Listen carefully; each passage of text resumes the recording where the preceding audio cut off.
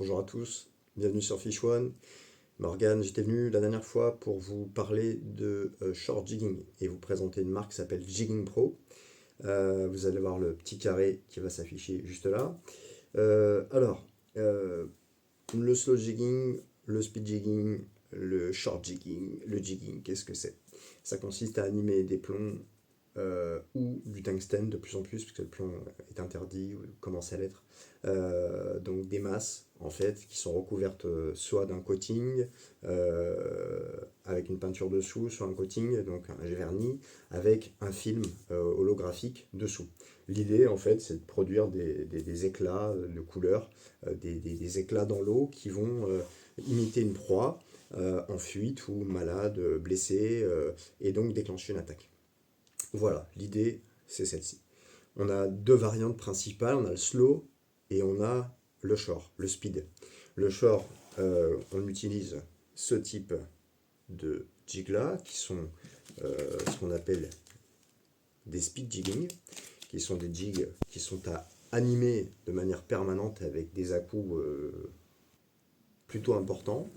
Alors, c'est toujours pareil, on peut faire des traînées, on peut faire des saccades, voilà, on peut décider en fait de la, comment dire, du mouvement qu'on va impliquer à son jig. Ça, c'est un petit peu au goût de chacun. Toujours est-il que ce poisson-là, ce leurre-là, ne pêche que si il est animé. Il va pêcher à la redescente, c'est-à-dire que quand il est dans sa phase de descente, il papillonne, mais il pêche globalement plus quand il est animé. L'autre technique, c'est le slow jigging. C'est ces petites bébêtes-là que je vous avais montré la dernière fois. Alors, le slow jigging, ça consiste à pêcher non plus du bord comme le shore avec le speed jigging. Donc le shore, c'est je suis au bord et je jette vers la mer pour aller chercher du poisson. Le slow jigging consiste à être en fait sur une embarcation, peu importe laquelle, un kayak, un paddle pour les plus téméraires, un bateau pour les plus chanceux, et à aller avec une canne très spécifique qui n'a rien à voir avec une canne de short jigging, on va juste le voir rapidement après, eh bien positionner, faire descendre ce jig-là, qui va avoir une tendance naturelle de par sa conception à papillonner et à attirer les poissons qui se trouvent sur une zone bien propice, bien particulière, qui va avoir tendance à les tenir. Une épave, un haut fond, un monticule de roche. L'idée elle est là, on va pas n'importe où, n'importe quand faire du slow jigging, on va sur des spots repérés en amont qui ont un potentiel de captation, de maintien de poissons, sinon c'est compliqué. Voilà. Pleine action. Les cannes, alors les cannes n'ont strictement rien à voir, elles sont beaucoup plus courtes en slow jigging qu'en speed jigging, qu'en short jigging. Elles ont une conception en termes de blanc qui n'ont rien à voir également.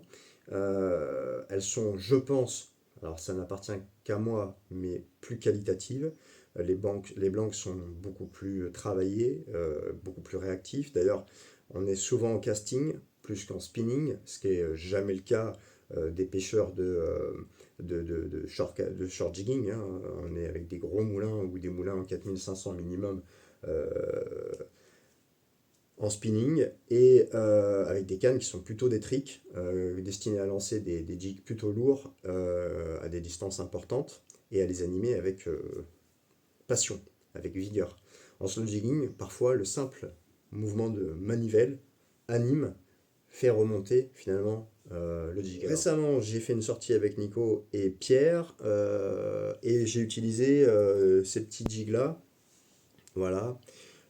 Ces petits jigs là, on peut leur mettre un triple aux fesses. C'est pas le cas des, à mon avis, suivant les spots. Alors encore une fois, ça peut varier. On peut parfois leur en mettre. Moi, il m'est arrivé sur ces speed jigs là de manger des attaques de barracuda. On le voit au niveau du coating, hein, de vernis, on a les traces dedans. Donc j'aurais eu un triple, je l'aurais eu, parce qu'en fait il attaque souvent par l'arrière, tandis que les bonites, les tonines, et à plus forte raison les cérioles, attaquent la tête. Et donc c'est pour ça qu'on équipe ces jigs là avec ce qu'on appelle des assist hooks. Voilà, c'est-à-dire deux simples qui sont montés sur une tresse, qui sont montés en tandem, soit à l'opposé, soit parfois dans le même sens, comme cela, avec des froufrous ou pas, il y en a qui n'aiment pas, qui les enlèvent, je peux comprendre, et on les monte, en fait, on vient les monter sur la tête du jig, voilà, ce qui permet, et ensuite on vient accrocher un anneau, enfin un embryon rolling, voilà, et donc en fait quand le poisson vient attaquer la tête, il se fait prendre sur l'assist hook, mais les hameçons sont libres. Sur ces petits jigs là, qui sont des jigs à utiliser, qui sont super sur chasse, vraiment, vraiment super sur chasse, on peut éventuellement leur mettre en tête, mais personnellement, je leur préfère clairement un petit triple aux fesses. Voilà.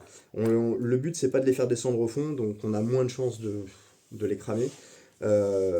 Clairement. Voilà. J'ai testé aujourd'hui celui-ci. Je suis allé sur un spot plutôt connu local, des locaux localement, et aussi des Italiens qui sont nos très chers voisins. Et je vous laisse profiter de la vidéo en espérant que vous l'apprécierez. Est-ce qu'il y a eu du fiche? Est-ce qu'on a fait capot?